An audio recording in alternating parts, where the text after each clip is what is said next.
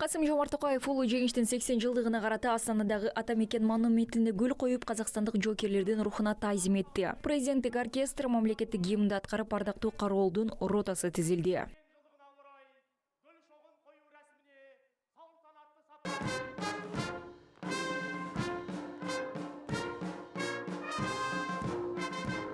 Эскерте кетсек, согушка 1 миллион 200 миңден ашуун казакстандыктар катышкан. Республиканын ар бир 4-чү тургуну аскерге аттанган. 500дөн ашуун Казакстандык Советтер Союзунун баатыры наамын алган. Тылда эмгектенгендер аз эмес. Согуш таласында атылган ар бир 9-чу ок Казакстанда жасалды.